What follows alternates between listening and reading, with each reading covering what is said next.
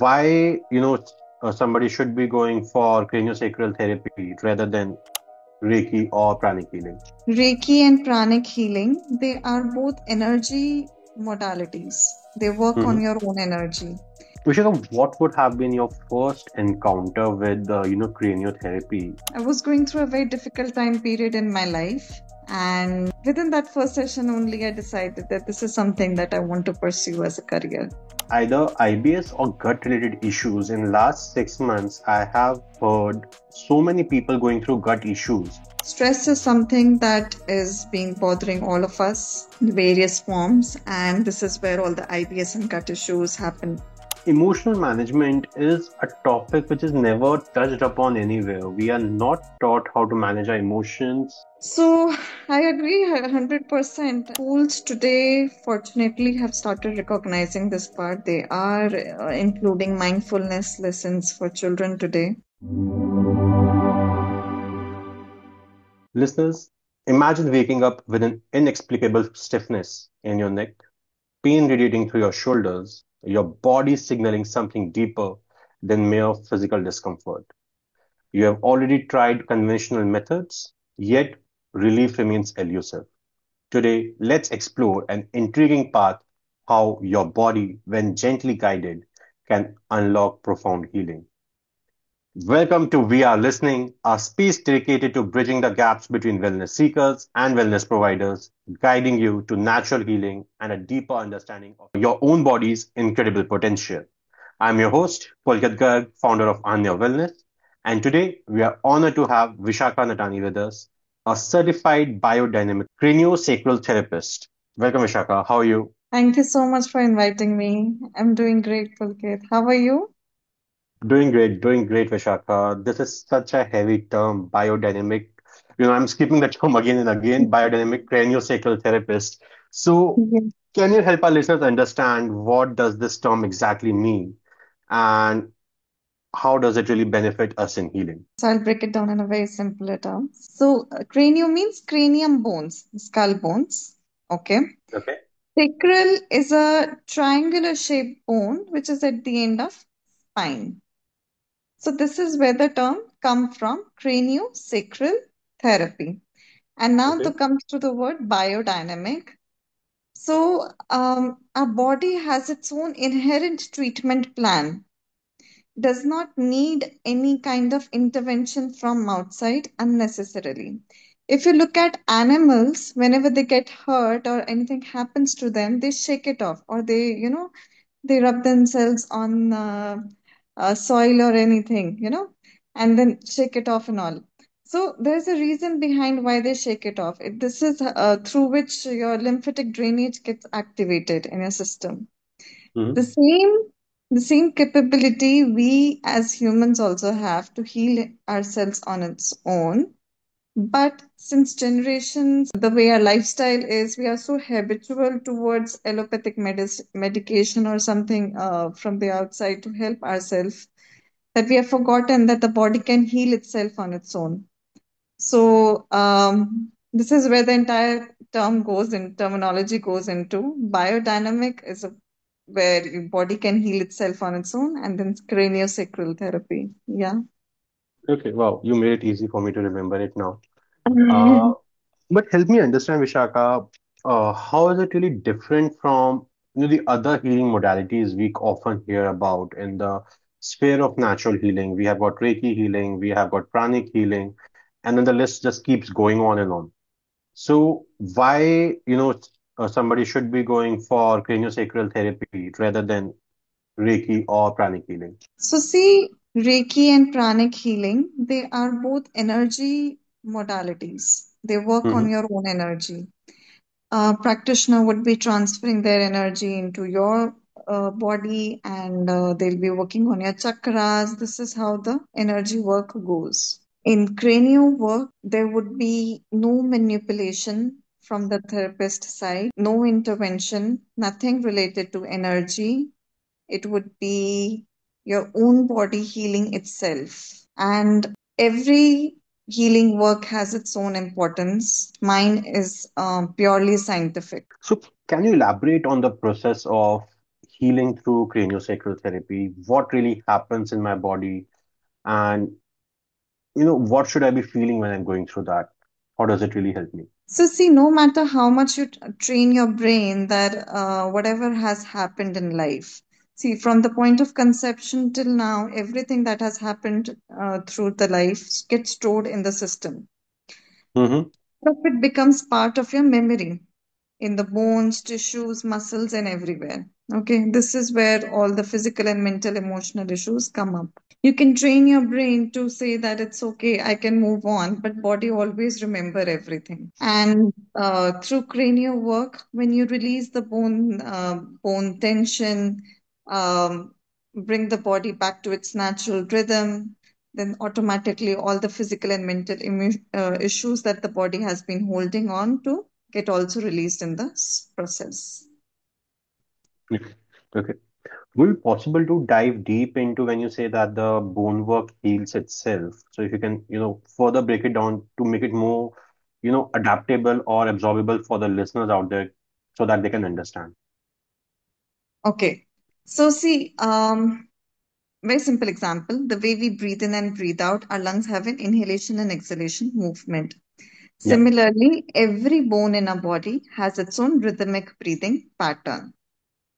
Like the skull bones, they move like this, and this jaw bone also moves. Every bone has its own movement. But because of again so many physical mental issues, all of the tightness becomes, you have get migraine and so many issues and all of these things. So through cranial work, we bring that natural rhythm of the bones back to its original form. And when that happens, automatically all the physical intentions that has it has been holding on to gets released. Vishaka, what would have been your first encounter with, craniotherapy when you got introduced with it and how it really helped you? This was around 7, 8 years back. Mm-hmm. I was going through a very difficult time period in my life, and one of my friend, she introduced me to cranial work. So I can never forget the first session, how it went. It was a life-changing moment for me. And within that first session only, I decided that this is something that I want to pursue as a career. It was like finally I've reached home. Nice, nice.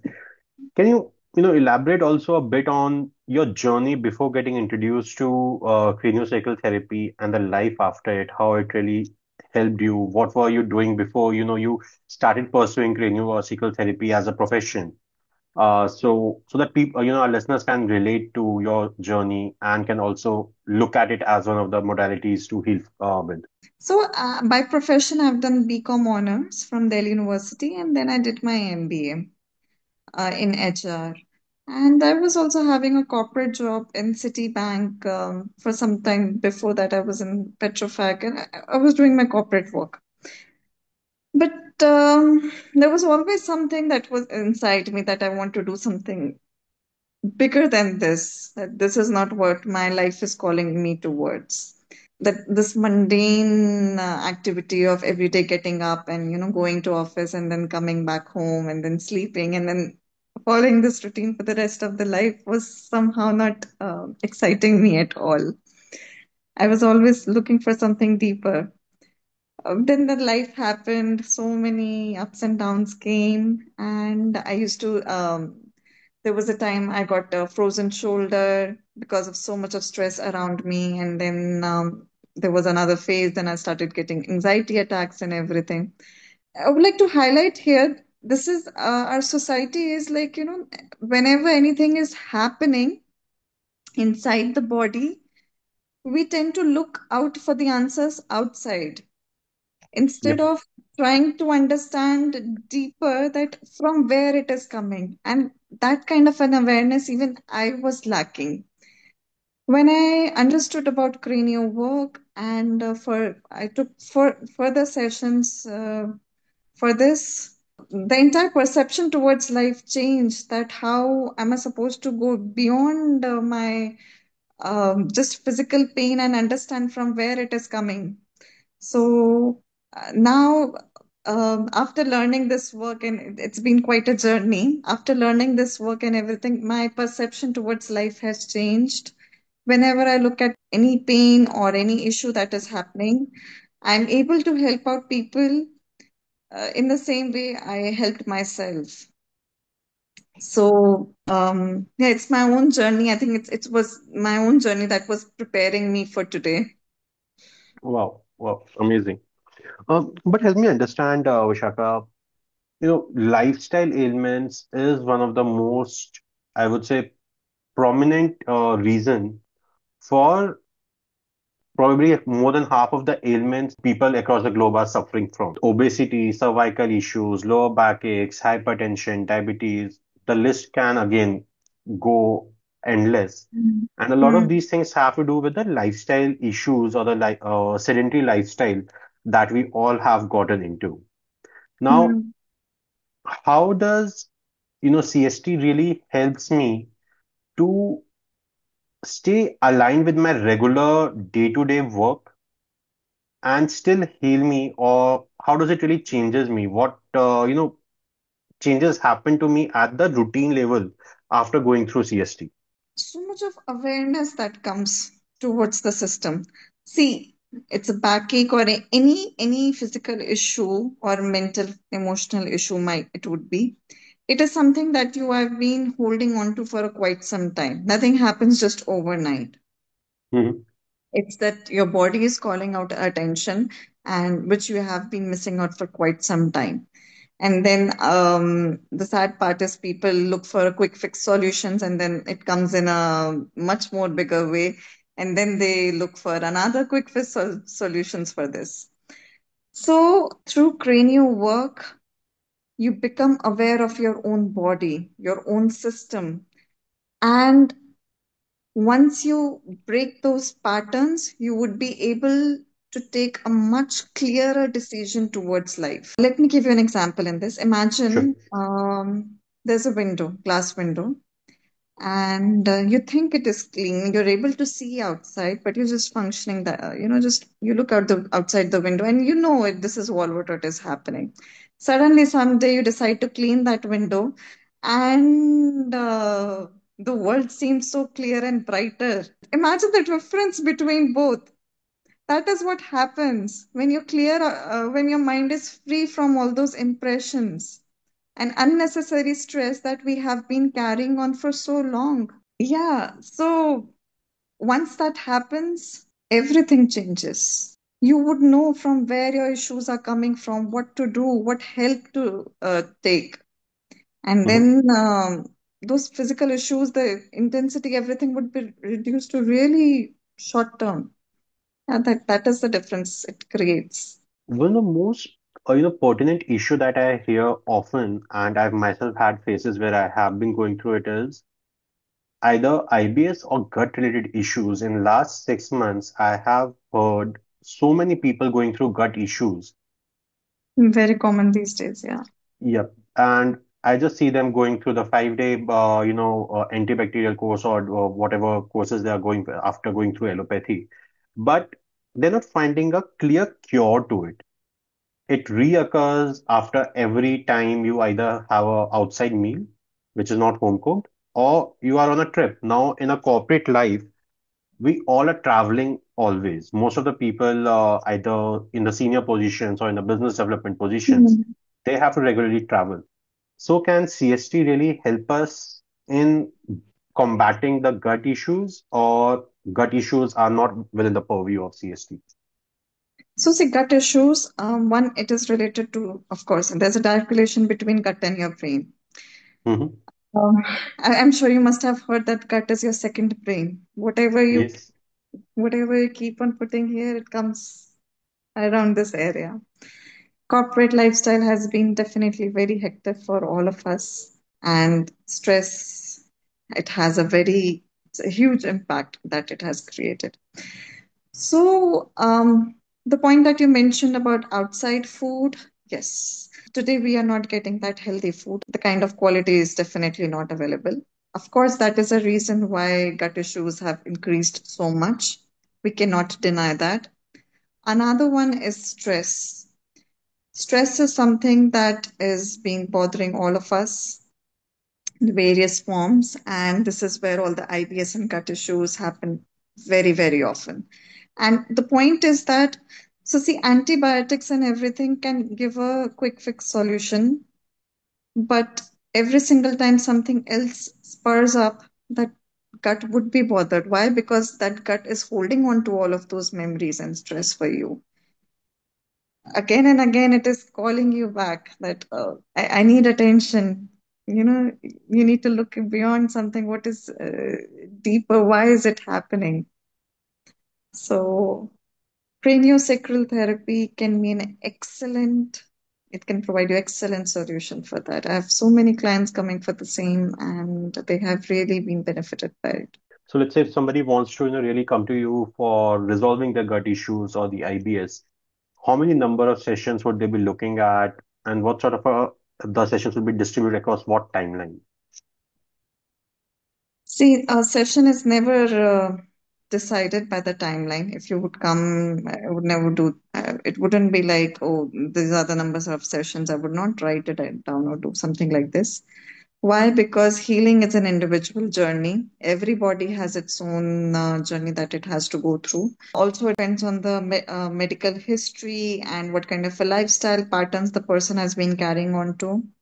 It could be like within a session or two, that person can also be treated, or sometimes it takes more than 4, 5 sessions as well. Again, it all depends on medical, physical history, and everything. You also mentioned about your own, healing journey from anxiety using CST out there. And today, stress, anxiety, depression has become very common across all the spheres of our lives, to an extent where there was a 13-year-old kid talking to me about she is having depression, or she was using that pop-up game to fight depression. And Mm, that left me literally startled thinking, how can we, 13-year-old have depression? While we were of that age, we were more focused on Pokemon and all those cartoons, or, playing outside. But yes, with the new age in the past 1 decade, how urbanization and nuclear families have come in picture, I can somewhere or the other relate to what that kid might have been going through. Uh, exactly. so how, we can change our lifestyle to, one, battle anxiety at our own level, and two, how, Cranio really helps us to evolve from it and better manage our life. So the reason why all of this is happening is definitely urbanization. People are living in a fake world now. Children are using mobile phones and everything. They imagine that is the lifestyle, that is the real world. They have forgotten how to connect to the nature. One of the most important techniques we do in cranial work is grounding. Grounding exercises are nothing but connecting yourself back to the nature. It could be done in various ways, like simply walking barefoot on the ground, or sitting under a tree, meditating, or feeding birds and animals. These things we used to do as a child during our time, and Yeah. nobody taught us to do that. Our parents used to do this, so we also did, and nobody told or quoted this as a grounding exercise that we should be doing. We were just doing out of everyday habit or pattern something. But today, most of the children are not doing this. They're just so secluded in their own world. And this is where all the anxiety and depression cases have been are increasing multifold today. Cranial work brings you back to your core, helps you to get rid of the pattern that you have been carrying. See, mobile addiction is something that is for all the age groups it's happening. It's just not for the children that is there. It helps your nervous system to calm down. When you are so stuck onto that fake world, the nervous system is either in fight or flight mode. When it comes back to the settled mode, you will be much more aware of the reality around and be able to connect to the nature in a better way. So it's in there are proper clinics available across the globe where they are doing cranial work for the children and adults, so they're able to, uh, like de-addiction centers that run for drugs. We Yeah. have now that for mobile phones as well. Okay. Yeah. Mm. I know we have been talking to an expert from the UK who is into the field of mobile de-addiction, and he has written several books on it. But I really wasn't aware that we have got mobile de-addiction centers also now coming up. Yeah, yeah, it's so much required. The way technology has taken over. I have clients where instead of talking to their partners or parents, they prefer talking to ChatGPT for their problems. And is it just really sad? You don't trust any human around. You trust technology, and then technology is going to like really rewire you.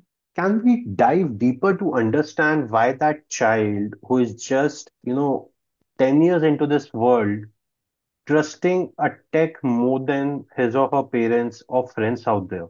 What could be the ripple effects, because of which the reliance on technology is increasing? Maybe that's what she has seen around her surroundings. Her parents also all the time on the phone. Whatever child is like a sponge. Whatever is happening in the surroundings as it is, they will absorb. I have to say parents are very much responsible for whatever the child is going through. If they would have been as available as our parents were for us, things would have been different. Why would a child choose mobile as a friend rather than their real friends or parents or siblings or anybody else available? This is a serious lack which I've seen so many places. It's just not the first case that I'm hearing. I have a client who she's 3 years old, 3, 4 years old, Okay. and both the parents are doctors, and her she is using mobile just to keep her engaged because both the parents have non clients nonstop. So just to keep their daughter engaged, they have provided her with an iPad, and all the time she's swiping on the reels. For 7 hours straight, she was doing that, and today she gets attacks. And just imagine 3-year-old child getting attacks and being ICU twice because of so much of severity in that condition. And it's really sad. And all of this is coming from the parents only. Nobody else to be blamed in this. But help me understand, Vishaka, one thing. And Mm. I know this is a very dynamic and subjective space to discuss because Mm. parenting in itself is never easy. Of Uh, course. it's a very difficult journey in itself.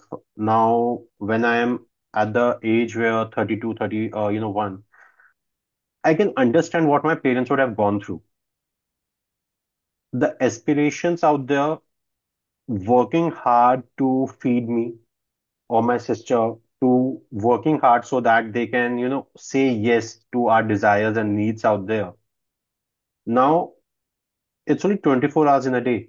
They have to work in that. They have to give us the, time in that 24 hours itself. So what can parents do a little different? And I understand it's all interlinked. It's a spiral where, either it's downwards or upwards, and it totally depends on the your approach and perception of things. But what tips would you like to give to some parents where, these things can be avoided? Because I see a lot of kids these days engrossed in mobiles to an extent where they don't want to eat food until and unless their favorite YouTube channel is not switched on. Oh, yeah, Uh, yeah, we have, I know that condition. Yeah, Coco Melon and all of these. yes, yes, Even yes, I am yes. a mother, I have two children, and honestly, I tell you something. Even there are times that even my children cry a lot that they want their favorite cartoon to be played. They would not eat food. But I am a very strict mother on this part. Yes, see, there are lines that need to be drawn. If Yeah. they cry, I let them cry, but I am very stern on this part that I will not play any cartoon until unless you finish your food. And Initially, for some time, they cried. They complained me that uski mama allow kar deti hai. Why are you not doing? And I'm like, ठीक है, it's okay. I really don't care who is doing, who is not doing, but you are not doing. They cry, but it's okay. Now, so see, the point is that parents really need to draw some lines. Hmm. What is acceptable, what is not acceptable, and where they need, you know, where they have to say yes, or where they have to really take a stand for your own children. Because the way world is around, parenting has become extremely difficult for this generation specifically. When we were young, parents, like generally we would have a parent available, at least one parent available at home. You know, both of in some cases even both of the parents were even while they were working, but they grandparents were there, and something or the other were always available for us. Yeah. But today, unfortunately, neither of the grandparents are available. Both the parents are working, or it's a single parenting. That way I 100% agree. It's very difficult, but it's the parents only by the end of the day who have to draw lines. And it is not that ki children would not understand. They would understand if they make some values very clear from the beginning itself, no matter how hard it gets. If you're doing it right, it will come out right only in the end. No, I agree. It often does get difficult for parents to, see their kid crying, and they often give up in that particular sphere where Yeah. the kid starts to cry and they just, their hearts just melt. Actually, you know what? Unfortunately, I would say there have been so many unnecessary studies that have come that, oh, if the child is crying, do not let them cry. Oh, if this, then this trauma will come, that is going to happen. This is not how it is. Nothing like a right parenting. Matlab, the people have created very fake versions of right parenting. If the child is doing wrong, you have to be stern and strict about it and make it stop there and then itself. Otherwise, rest of the life you would be paying the price for it. I agree on that. The habits are formed at that very stage, and your brain is wired accordingly. Exactly. We all know initial 15 years of life how important they are, and based on those values only, we are able to make up for our rest of the life. What values we got as a children, you know, and yeah. No, I understand. I understand. At once, I was playing with my niece and she got hurt. So I waited for her reaction.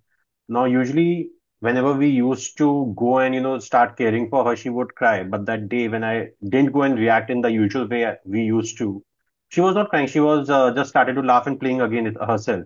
Actually, children look for that attention. They absorb everything what parents do. If your child is coming to you and talking to you, but you're constantly on mobile, obviously children, what would they see? That mobile is much more important than their own child, right? Yeah, You're eating food, you have your mobile on your hand. You're doing something, your mobile is always on their hand. That is what they would see, and that is what they would do. I mean, I agree. all what you show, they catch on to it only. I agree. I agree on that. Uh, Can you also shed some light, Vishaka, on how our emotional stress really gets accumulated in our physical body? Can you shed some light on that? Yeah, so see, anger and frustration, like so the emotions like anger, frustration, guilt, regret, all of these come start accumulating in your gut area. And you must have seen if somebody has gone through a breakup, okay? After some time, the shoulders would droop down. Because there's so much of pain in the chest area. So because of the pain in chest area, the shoulders will start dropping down, and then the skin will start, like you just somebody has gone through a breakup or something. You just look at them and like, "Arey kya ho gaya?"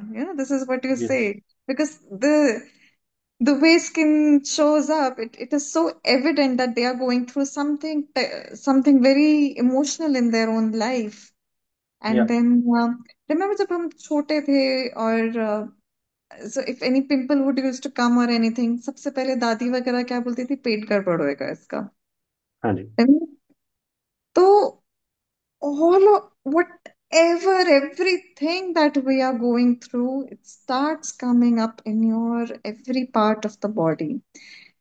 People who have a lot of emotional issues also, their knees start to pain, and sometimes your joints also joint issues come up. Today autoimmune disorder is so common. Every other person you meet, something or the other like this sort is happening. Why? Because your nervous system is on that flight or fight mode. It is not able to reset itself because of whatever has happened in the life. So not half, I would say more than 99% of issues, they are all part of stress only. There have been so many researches that have come up, cancer, tumor, this is all stress that is accumulating in parts of your body. Mm-hmm. So, yeah, whatever. And of someone who is meditating, someone who is doing yoga every day, and you would look at that person's aura is totally different. Their skin is glowing like anything, and you just know it. That person is doing something. Yep, That yep, shows yep. up. 100% that is how life shows up. I totally agree. I totally agree. But emotional management is a topic which is never touched upon anywhere. We are not taught how to manage our emotions. For Unfortunately. females, it's a different narrative altogether. For males, it's a different narrative altogether. But the overall broader conclusion is emotions are not important. But at the end, they are the most important thing for a human body out there. What's your opinion on that? Yeah, I agree. While we were children, even if you would fell down or something wrong happens, this is what most of the time during our time we used to hear that it's okay, don't cry, गुस्सा नहीं करना. Arey, in every way you was asked to suppress your emotions. Or if a boy used to cry, then they used to say, "अरे लड़के थोड़ा ना रोते हैं." People would start making fun of that part. This is how it was, and so I agree 100%. Schools today, fortunately, have started recognizing this part. They are including mindfulness lessons for children today, and another very big shift that has come is today people are much more vocal about yoga and meditation, which they were not doing before. In the previous, like during our time or before that, most people who used to meditate and all, they were considered generally as अरे ये तो ये हो गया है वो हो गया है इसको तो दुनिया से कोई मतलब नहीं है. Yep. But we've missed that part that it is not about दुनिया से मतलब है या नहीं है. They are just concerned about their own emotions. They're taking control of that. So today that myth is also broken and people have come together from across the globe. They have started meditating. Today we have World Meditation Day. We have recognized World Yoga Day, and which is coming up now. So I think though there are challenges for this generation, but they are lucky enough to have tools available, which they are not being judged for, would not be judged for. So it's all about But perception as well. I totally agree. I totally agree. The accessibility to tools is more in comparison to probably a decade back. Today, the youth, the kids, and the adults all have access to those tools. But how many are willing to go out and, approach those tools, make them, okay, they're accessible, but really put them into use for their own self? Yeah, the population is still less, but I think this is where we as individuals come. The more we talk about this, the more we create awareness. Um, there's a very beautiful example my master gave me that even if a room is being not being lit, it's been in dark for ages. one spark of light can enlighten it. So that is how meditation and yoga works. I have myself Wow. been a meditator for last 23 years now. So despite of how many people are aware or not, I think the more we talk about the that lit can be there for anybody. That spark can happen, that magic can happen anytime in anybody's life. We just have to keep on doing our good work. I totally agree. I have started, regular yoga practice again after a break of 3 years, since last this March 25, and I am seeing a change where I used to get triggered very easily on certain points. I'm able to now maintain my calm, either move away from that area or, shift the conversation or even reply in a very calm manner instead of, Yeah. just getting triggered and being the, usual aggressive self I used to be. So with meditation and Mm. yoga, I have seen that shift happening within me. It happens. And there's a scientific reason to it. The more you are connected to earth, the more your nervous system is settled. So see, we all know that life is not what how we perceive. It is all on a perception. If that perception changes, our responses changes everything. Then the reaction what we would be getting from other person would also be totally different if our own response change. So it's a individual journey only. Yeah. It's great. I'm Understood. happy to hear that you've been doing and feeling all those Absolutely. benefits. Just trying my best and looking at one day at a time. Earlier, I used to set long goals कि 1 साल तक constant करना है या 2 साल तक करना है. Now for me is कि बस कल करना है, आगे का बाद में देखेंगे. Yeah, that is the right approach. Even I follow it. Yeah. Yep, and that's been really helping me to stay consistent with it. There are gaps, like the previous week because of work commitments, I could not really, follow Mm. the regular schedule. But yes, this week I'm back at it. So it really does, help in creating shorter goals as well. So, Ishaka, help me understand how Mm. can I, as an individual, recognize some of the body's patterns to identify that there's something, not aligned within me. I really need to, start taking some corrective measures. So, what would be those telltale signs? So, see, recognizing patterns that require some inner work, going back to the self. Basic techniques, as I said, like connecting back to the nature, yoga, meditation, and through cranial work, of course, you become so aware of your own body and your own systems and patterns and everything. Hmm. So, these are the ways through which you can. Yeah. And then see, to understand your own pattern or anything, all you need to do is start going from inside. Understand from where it is coming. The only thing that would help you to come out of it without going inside, answers would not come. We, unfortunately, if there is a heartbreak or any other issue at home or you're with your own self, unfortunately, people start going out even more outwards instead of going inwards. So, journaling is another a beautiful way to recognize your own emotions. Like every day, start putting down your thoughts, clear out your thoughts. And yeah, I mentioned like journaling, meditating, doing yoga, connecting to the nature, all these techniques. Spending time with children. Children are excellent source of good energy, and it will really help. This it's a great way. Gardening is another one.